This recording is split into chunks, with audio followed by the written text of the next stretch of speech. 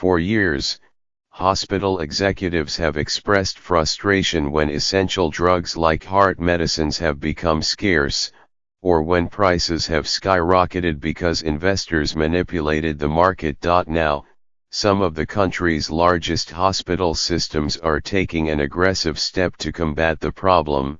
They plan to go into the drug business themselves, in a move that appears to be the first on this scale. This is a shot across the bow of the bad guys, said Dr. Mark Harrison, the chief executive of Intermountain Healthcare, the nonprofit Salt Lake City hospital group that is spearheading the effort.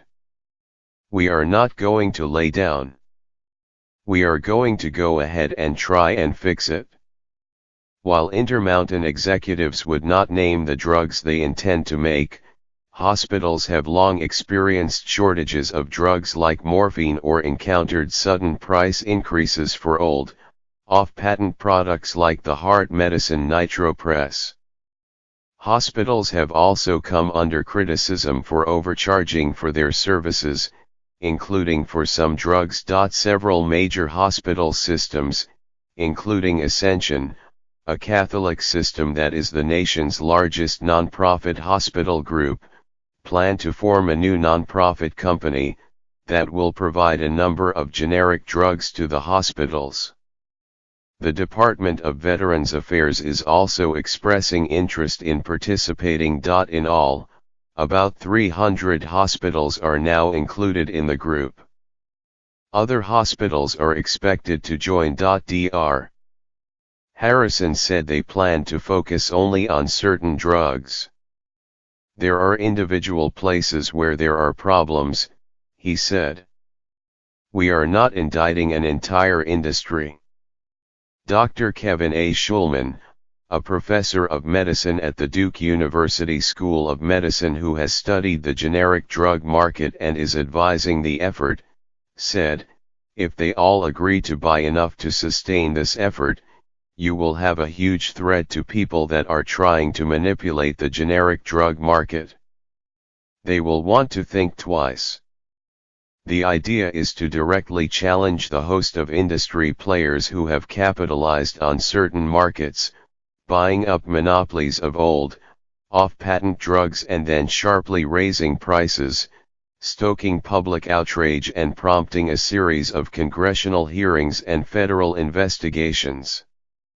The most notorious example is of Martin Shkreli, the former hedge fund manager who raised the price of a decades-old drug, Daraprim, to $750 a tablet in 2015, from $13.50. Hospitals have also struggled to deal with shortages of hundreds of vital drugs over the past decade, ranging from injectable morphine to sodium bicarbonate, the medical form of baking soda, shortfalls that are exacerbated when only one or two manufacturers make the product. We're seeing an acceleration of both shortages and escalation of prices, said Dr. Richard Gilfillan, the chief executive of Trinity Health, a large Catholic system that operates in nearly 24 states and is part of the group.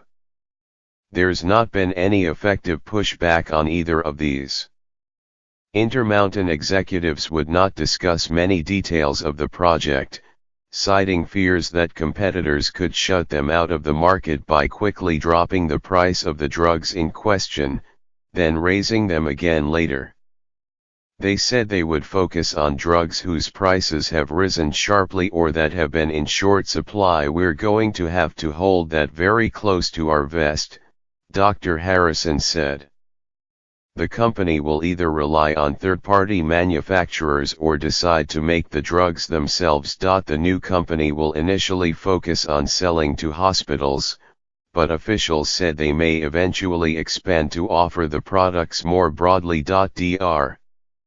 Carolyn Clancy, the executive in charge of the Veterans Health Administration, said its pharmacy experts have consulted with the other systems about the project and is now working out the details of its possible involvement. Our strong interest here is minimizing the impact of any shortages of generic drugs, she said.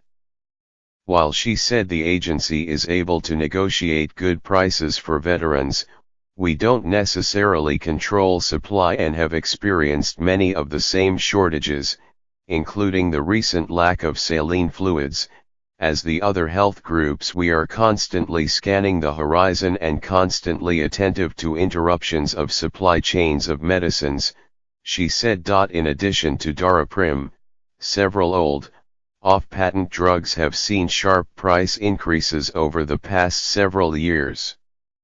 In 2015, Valent Pharmaceuticals International became a Wall Street darling after it sold investors on its business model of buying up old drugs, then raising the prices precipitously. That year, it sharply raised the prices of two heart drugs, Nitropress and Isoprel, adding millions to hospitals' drug bills almost overnight. Valent's practices led to a series of investigations and congressional hearings as well as a shake-up of the company's leadership. Representatives for the generic drug industry have noted that many of the most high-profile cases have involved old, off-patent drugs for which there has been no generic competition. The Trade Group for Generic Manufacturers, the Association for Accessible Medicines, said its members generally welcome competition. The whole generic industry is premised on competition, and that competition brings dramatic savings for patients, said Alan Goldberg, a spokesman for the group. But generic drug makers have also come under scrutiny. The hike in the price of doxycycline Hyclad, an antibiotic, which increased to $3.65 a pill in 2013 from 5.6 cents in 2012, led to a congressional investigation as well as state and federal price-fixing inquiries into some of the industry's biggest players. Last fall, a coalition of state attorneys general broadened a lawsuit over price fixing, accusing 18 companies of engaging in illegal practices involving 15 drugs. Anthony R. Tersigna, the chief executive of Ascension, said he and other hospital executives felt they had little choice but to try to solve the problem themselves. We took the position collectively rather than waiting and hoping for the generic drug companies to address it, he said. We have to address it head on. Intermountain executives said that they would seek approval to manufacture the products from the Food and Drug Administration, which has vowed to give priority to companies that want to make generics in markets for which there is little competition. The project boasts a high-profile list of advisors, ranging from Bob Kerrey, the former Democratic Senator of Nebraska, to Dr. Donald Barrick, a former administrator for the Centers of Medicare and Medicaid Services, as well as two former executives. With Amgen, the drug manufacturer. Aaron Fox, a drug shortage expert at the University of Utah, said the idea of creating a nonprofit drug company is promising. I think anything that increases the number of suppliers will help, she said. She added that the trick will be in selecting the right third-party manufacturer to ensure good quality.